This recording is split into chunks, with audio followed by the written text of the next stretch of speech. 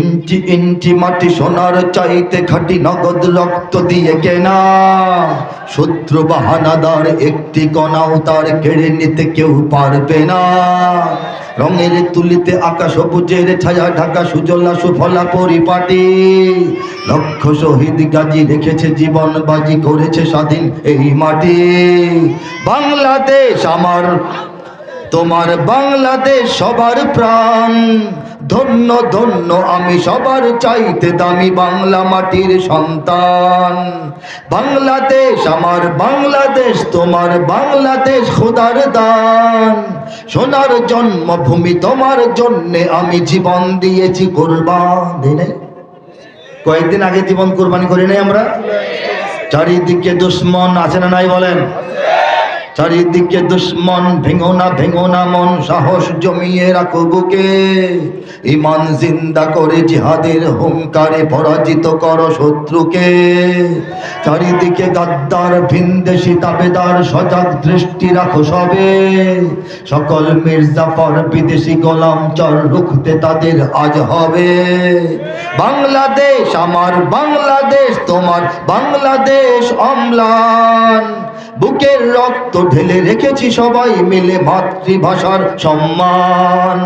বাংলাদেশ আমার বাংলাদেশ, তোমার বাংলাদেশ চিরমহান।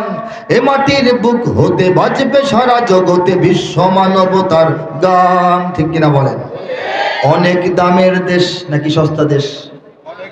অনেক দামের দেশ, রক্ত ঘামের দেশ, মায়ার বাঁধন বড় বেশি। হিন্দু মুসলমান বৌদ্ধ বা খ্রিস্টান, পাহাড়ি বাঙালি এক দেশে। কেন তবে সংঘাত, কেন কিসের বিবাদ? ভাই ভাই রাখো হাত হাতে। সমরে পক্ষপাতী হয়েছি শ্রেষ্ঠ জাতি, নজির দেখাও দুনিয়াতে। বাংলাদেশ আমার বাংলাদেশ, তোমার বাংলাদেশ সবার প্রাণ। ধন্য ধন্য আমি সবার চাইতে দামি বাংলা মাটির সন্তান। বাংলাদেশ আমার বাংলাদেশ, তোমার বাংলাদেশ খোদার দান। সোনার জন্মভূমি তোমার জন্যে আমি জীবন দিয়েছি কোরবান। ঠিক না? বাংলার ইতিহাসে যখনই শত্রু আসে, পালাবার পথ খুঁজে পায় না। কথা ঠিক করে জোরে বলবেন ঠিক?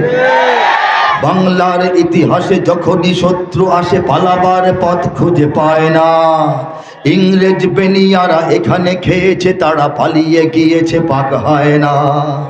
বুঝে নিক আমেরিকা, বুঝে নিক ইন্ডিয়া, বুঝে নিক রাশিয়া ও চায়না। বুঝে নিক আমেরিকা, বুঝে নিক ইন্ডিয়া, বুঝে নিক রাশিয়া ও চায়না। মুমিনের এই মাটি, ইমানের এই ঘাটি কিছুতেই কেড়ে নেওয়া যায় না।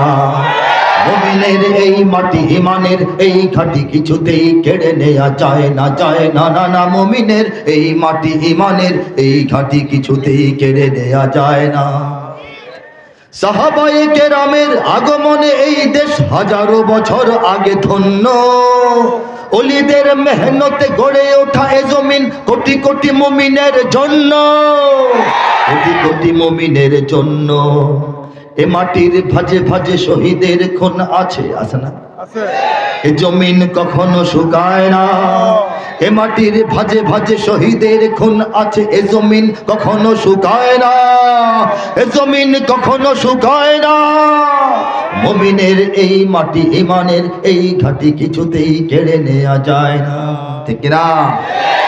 এখানে লক্ষ প্রাণ আকাশে দেয় আজান, জমিনে কোটা, জমিনে লুটায় কোটি কোটি শির। এখানে লক্ষ লক্ষ মুয়াজ্জিন আকাশে আজান ধ্বনি দেন, আর কোটি কোটি মুসলমানের কপালগুলো আল্লাহর জমিনে এই বাংলার মাটির ধুলাবালুর মধ্যে আল্লাহর সামনে লুটায় পড়ে। ঠিক কিনা বলেন? এখানে লক্ষ প্রাণ আকাশে দেয় আজান, জমিনে লুটায় কোটি কোটি শির। এখানে হাওয়ার আগে হাজারো কণ্ঠে জাগে, দিকে দিকে নারায়ে তাকবীর, দিকে দিকে নারায়ে তাকবীর। এক জায়গায় নারায়ে তাকবীর আওয়াজ আসলে বাতাসের আগে সারা বাংলাদেশে নারায়ে তাকবীর ছড়ায় যায়। বাইতুল মুকাররমে সিঁড়ি থেকে শুরু হয়, শাপলা চত্বর থেকে শুরু হয়, গোটা বাংলাদেশের পাড়ায় পাড়ায় মহল্লায় মুমিন মুসলমানরা নারায় তাকবীর দিয়া ঢাকার দিকে আসতে থাকে, ঠিক কিনা বলে? এটা কোন জমিনে হয়? আঙ্গুল দিয়ে দেখান, গৌরব করে দেখান, গর্ব করে দেখান, আমাদের জমিনে। বলেন সুবহানাল্লাহ। এই জমিনের 1 ইঞ্চি কেড়ে নিতে কাউকে দিব?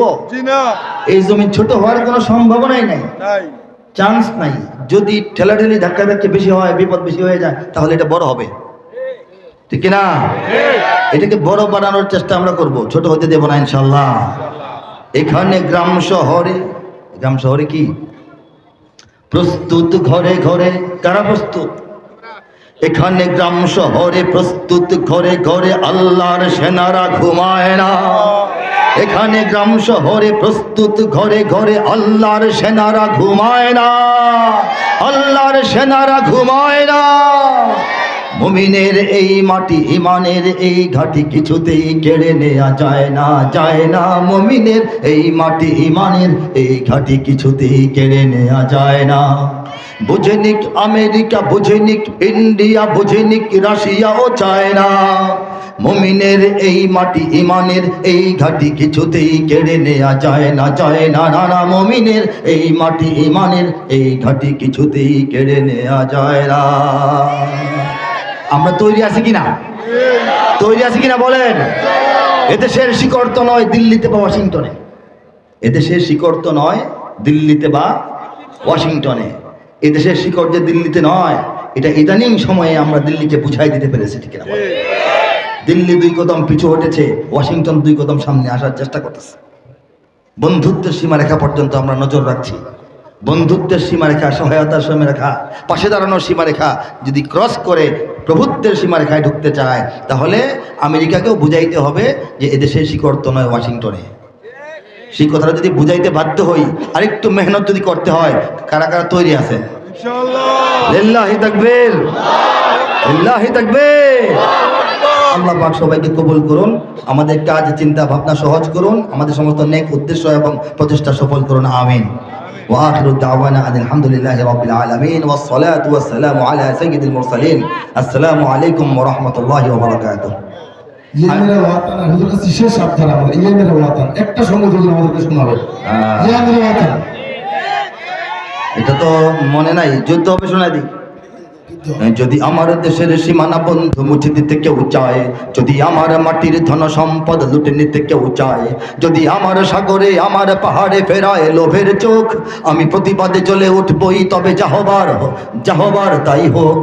এই শান্ত সবুজ পতাকায় যদি পড়ে শকুনের থাবা, এই সুপ্ত বারুদ জাতি নিয়ে ফের খেলে যদি কেউ দাবা, কোটি মানুষের প্রাণের কুটিরে আগ্রাসনের হাত যদি কেউ বাড়ায়, তবে আবার যুদ্ধ হবে। জোরে হাত তুলে, হাত তুলে।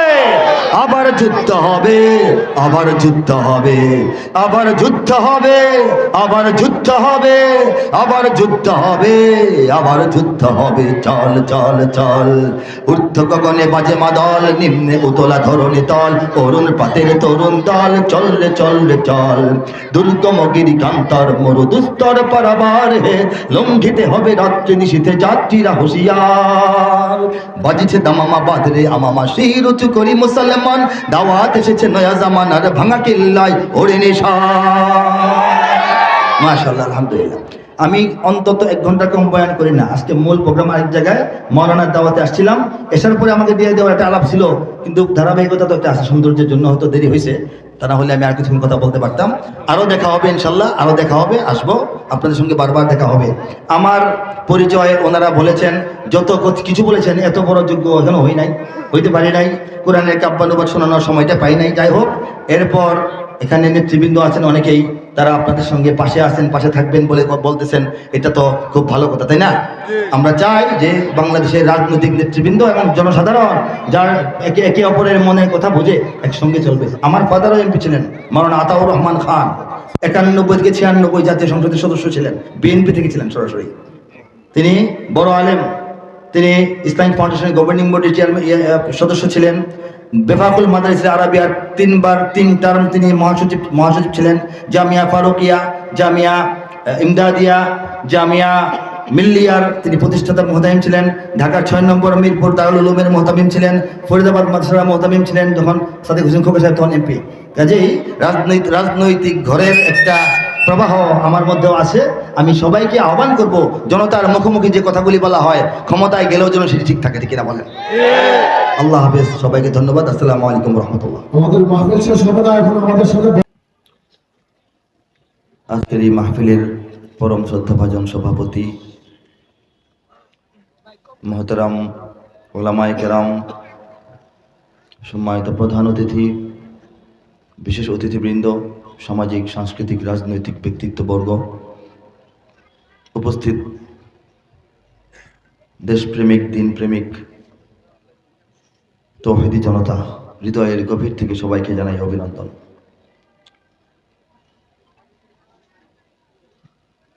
আমি খুব সংক্ষিপ্ত সময়ে অল্প কয়েকটা কথা বলার চেষ্টা করব।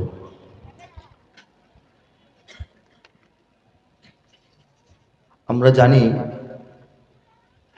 যে মৃত্যু সুনিশ্চিত, এতে কারো সন্দেহ আছে? থাকলে হাত তোলেন। নাই? এই সুনিশ্চিত জিনিসটা আবার কখন কবে হবে এটা সম্পূর্ণ অনিশ্চিত, ঠিক কিনা বলেন? নাকি জানেন কতদিন বাঁচবেন, কখন মরবেন? বিষয়টা সুনিশ্চিত, কবে হবে এটা অনিশ্চিত। এর চেয়ে ভয়াবহ আর কিছু দুনিয়াতে নাই। আপনি নিজের চোখে দেখেছেন আপনার ঘরে একটা বিষাক্ত বড় সাপ ঢুকেছে বা ছোট সাপ ঢুকেছে, আপনি কনফার্ম আপনার ঘরে কি আছে? মনোযোগ দিয়ে শুনেন, আপনার ঘরে কি আছে? সাপটা কোথায় আছে আপনি জানেন না, কোত্থেকে বের হবে আপনি বলতে পারতেছেন না। এই অবস্থায় কি আপনি ঘুমাবেন? আপনি নিশ্চিতভাবে জানেন আপনার ঘরে সাপ ঢুকেছে, নিজের চোখে দেখেছেন, বের হয়ে যাওয়ার কোনো লক্ষণ নাই, কিন্তু আপনি মোটেও জানেন না সাপটা এখন কোথায় আছে, কোন ডিব্বার ভিতরে, না বালিশের কভারের ভিতরে, নাকি কোথায় আপনি বলতে পারছেন না। আপনি নিশ্চিন্তে ঘুমিয়ে থাকবেন কিনা বলেন? এরকমই মৃত্যু সুনিশ্চিত, কবে হবে জানি না। কাজেই আমরা নিশ্চিন্তে দরজা বন্ধ করে যেভাবে ঘুমাতে পারি না, আমাদের জীবনটাও নিশ্চিন্তে চালাতে পারি না, ঠিক কিনা বলেন? এই জিনিসটাই রব্বুল আলামিন তেলাওয়াতকৃত আয়াতে বলেছেন যে দুনিয়ার জীবনটা কি আল্লাহ পাক বলেছেন। কোরআনের ভাষা, রব্বুল আলামিনের বর্ণনা একটি শব্দও অনর্থক নয়, অতিরিক্ত নয়, প্রয়োজনের চেয়ে কম নয়, ঠিক কিনা? আল্লাহর কালামে ভুল থাকতে পারে? প্রয়োজনের বেশি একটা কথা উনি বলেছেন এমন হতে পারে? আরেকটু বললে সুন্দর হইতো, কম বলেছেন এটা হইতে পারে? রব্বুল আলামিন বলতেছেন ইলামু, আমাদেরকে বলতেছেন, কাদেরকে? আরববাসীকে না, পূর্বের জমানা মানুষকে শুধু এরকম না। আমি আপনি বসে আছি, আমাদের জন্য কোরআন না? কোরআনের মাধ্যমে আল্লাহ বলতেছেন ইলামু, এই মানুষেরা, গাজীপুরের লোকজন, তোমরা জেনে রাখো, ইন্নামাল হায়াতুদ দুনিয়া, নিশ্চয়ই দুনিয়ার এই জীবনটা কি। 4-5টা শব্দ ব্যবহার করেছেন, শব্দের মর্মার্থ অত্যন্ত হৃদয়গ্রাহী, বুঝতে হবে। তিনি বলেছেন লাইবুন, খেলাধুলা, লাহবুন, ক্রীড়া কৌতুক বিনোদন, জিনাতুন, সৌন্দর্য চাকচিক্য, বলেন সুবহানাল্লাহ। শব্দগুলি খেয়াল করবেন, প্রথম বলেছেন খেলাধুলা, তারপর বলেছেন কৌতুক বিনোদন, তারপর বলেছেন সৌন্দর্য চাকচিক্য, এগুলি। এরপর হচ্ছে তাফাখুর বাইনাকুম, এরপরে ধাপটা হচ্ছে, জীবনটা হচ্ছে তোমাদের নিজেদের মধ্যে গর্ব অহংকার। শেষে বলছেন ওয়া তাকাসুর ফিল আমওয়াল ওয়া আওলাদ, এবং এটা হচ্ছে সম্পদ এবং সন্তানের যে আধিক্য, কার কত সম্পদ, কার কত সন্তান, এটা নিয়ে প্রতিযোগিতা। শব্দগুলি বিশ্লেষণ করলে তাফসীর বোঝা যাবে, ওয়াজও বোঝা যাবে। আল্লাহ প্রথম বলতেছেন কি? খেলাধুলা, তাই না? একটা মানুষের জীবনের প্রথম কাজটা কি থাকে বলেন তো? একটু বড় হয়ে কি করে সে? খেলাধুলা করে না? তখন খেলাধুলার চাইতে উন্নত, প্রয়োজনীয়, আকর্ষণীয় কিছু কি একটা শিশুর জীবন থাকে? তার যে মা মারা গেল, খাটিয়ায় শোয়ানো, এর চেয়ে বড় টেনশন ফুটবলটা হারাই গেল, ঠিক কিনা বলেন? অনেক বড় কিছু হারাইলে তার সমস্যা কম মনে হয়, খেলার বলটা হারাই গেলে কান্নাকাটি। তার জীবন খেলাধুলার এই পর্বটা যখন চলে, তার কাছে খেলাধুলার চাইতে, খেলাধুলার খেলনার চাইতে, খেলনা ভেঙে যাওয়ার চাইতে, খেলনা হারায় ফেলার চাইতে জরুরি আর কিছু থাকে না। এই বয়সটা যখন, এটাকে বলা হয় শৈশব। এটাকে কি বলা হয় ভাই? শৈশবের পরে আমাদের জীবনে কি আসে? কৈশোর। শিশু থেকে কিশোর হয়। কৈশোরের সময়টা বলা হয়েছে যে বিনোদন, ক্রীড়া কৌতুক, বিনোদন। যখন একটা শিশু কিশোর হয় তখন তার কাছে বিনোদনটা সবচেয়ে ভালো লাগে। কার্টুন দেখতে ভালো লাগে, বেড়াইতে ভালো লাগে মায়ের সঙ্গে, ঠিক কিনা? বিনোদনটা তার কাছে সবচাইতে প্রিয় এবং গ্রহণযোগ্য বিষয় হয়ে থাকে। এরপর আমরা তারুণ্যে যাই। শিশু, কিশোর, তরুণ। তারুণ্যের ব্যাপারে আল্লাহ একটা শব্দে বুঝাই দিচ্ছেন, চাকচিক্য এবং সৌন্দর্য। বলেন সুবহানাল্লাহ। তরুণদের মধ্যে, তরুণ বয়স যখন চলে আসে, তরুণ হোক তরুণী হোক, তার মধ্যে সাজ সজ্জা, সৌন্দর্য, চাকচিক্য, কে কার চেয়ে সুন্দর পোশাক পরেছে, মানে এই ভাবটা চলে আসে। এটা কখন আসে? তারুণ্যে আসে। এর আগ পর্যন্ত এত পুষ্পাস বলেন এটাকে, ভাব নেওয়া, ভঙ্গি নেওয়া, এটা কিন্তু কিশোরদের মধ্যে আসে না। তরুণ বয়সে তরুণীদের মধ্যে এটা কাজ করে। রাব্বুল আলামিন এটাই বলতেছেন, তোমাদের জীবনটা কয়েকটা শব্দে আমি বুঝাই দিলাম। প্রথম তোমরা শিশু, খেলাধুলাই তোমাদের মূল কাজ। তারপর তোমরা কিশোর, তোমাদের এই বিনোদনটাই তোমাদের মূল কাজ। তারপর তোমরা তরুণ, চাকচিক্য সৌন্দর্যের চর্চা করাই তোমাদের সবচেয়ে গুরুত্বপূর্ণ কাজ। এরপরে বলতেছেন, এরপরে ধাপটা কি? যৌবন। নাকি যৌবন না? যৌবনে কি? ও তাফাখুর বাইনাকুম। যৌবনটা হচ্ছে তোমাদের নিজেদের মধ্যে অহংকার, গর্ব করা। যুবক বয়স যখন হয় তখন গর্ব অহংকার শুরু হয়ে যায়। এই যে একটা দামি বাইক চালানোর গর্ব, একটা আইফোন হাতে নেওয়ার একটা গৌরব মনে হয়, হ্যাঁ। এরপরে বুক ফুলিয়ে হাঁটা, মাস্তান মনে করা, নিজেকে অপ্রতিরোধ মনে করা, এই যে একটা ব্যাপার, এটা যৌবনে এটা হয়। যৌবনে এই ব্যাপারটা মানুষের মধ্যে খেলা করে, ঠিক কিনা বলেন? তারপর লাস্টে আল্লাহ বলতেছেন, ও তাকাসুর ফিল আমওয়ালি ওয়াল আওলাদ। যৌবনটা পার হয়ে যখন একটু বয়সটা পরিণতির দিকে যায়, তখন হচ্ছে কার কত সম্পদ হলো, কার কত সন্তান হলো, কার গোষ্ঠী কত বড়, এই প্রতিযোগিতা তোমাদের মধ্যে লেগে যায়। এই তারুণ্য এবং যৌবন যে বন্ধুরা একসাথে কাটিয়েছে, তারা তখন দূরে সরে যায়। তোর তো চাকরি নাই, আমি তো বিসিএস ক্যাডার, আমার তো 4টা গাড়ি, আমি তো অমুকের মেয়ে বিয়ে করেছি, এই আলাপটা তখন শুরু হয়, ঠিক আছে? আমার সন্তান তো অমুক দামি স্কুলে পড়ে। এই বন্ধুদের মধ্যেই কোন বন্ধু কি অবস্থা আছে, বন্ধুর বউর আলাপ করে যে তোমার বন্ধু তো এটা, তুমি তো কিছু বলা না। রাব্বুল আলামিন কি সুন্দর করে বলেন নাই আমাদেরকে? তোমাদের জীবনটা প্রথম খেলা, তারপর বিনোদন, তারপর সৌন্দর্যের প্রতিযোগিতা, তারপর নিজেদের মধ্যে অহংকার, তারপরে হচ্ছে তোমরা নিজেদের মধ্যে ওই প্রতিযোগিতা। এটা দিয়ে তোমাদের জীবন হয়। এই আয়াতের একটু আছে, কিন্তু সর্বশেষ আল্লাহ রাব্বুল আলামিন বলতেছেন খোলাসা হিসেবে বলতেছেন, ওয়ামাল হায়াতুদ দুনিয়া ইল্লা মাতাউল গুরুর। আসল কথা শোনো, এত যে বুঝাইলাম, আসল কথা হইল এই দুনিয়াটা ধোকার সামগ্রী ছাড়া, ধোকা খাওয়ার জায়গা ছাড়া আর কিছু না। বলেছে ধোকা খাওয়ার জায়গা ছাড়া আর কিছুই নয়। আমার মূল একটা প্রোগ্রাম শহরের ভিতরে 10:30 বয়ান শুরু হবে। বয়ানের 1 ঘন্টা আগে আমি পৌঁছানো আমার নিয়ম, ওয়াদা থাকে। যাই, বসি, কথা বলি, তারপর বয়ানে উঠি। এই হিসাবে 9:30 আমার এখন ছেড়ে দিতে হবে। আমি এসেছি এখানে অনেক আগে, কিন্তু ধারাবাহিকতার কারণে একটু দেরিতে আমাকে উঠিয়েছেন তারা। আমার মৌলিক আলোচনা একটা আয়াতের উপর, আরও ব্যাখ্যা দিলে আরও লম্বা হবে, কিন্তু আল্লাহর কালামের প্রত্যেকটা আয়াত যে আমাদের জন্য মাপ মতো দেওয়া, আমরা সেভাবে চিন্তা করলে, বিশ্লেষণ করলে বুঝি যে আমাদের জীবনটা কিছু না। এই ব্যাপারটা আয়াতে কারিমা থেকে একটু বোঝানোর চেষ্টা করলাম। এরপর আপনারা কি শুনতে চান? আওয়াজ দিলে দুই একটা শোনাবো ইনশাল্লাহ। বলেন, আপনাদের আগ্রহ থাকলে বলেন, আমি আমার মতো বলি। না, সেটা মানে আগ্রহ বলতে কোনটা আগ্রহ আছে না? আচ্ছা, ইঞ্চি মাটি, ঠিক আছে।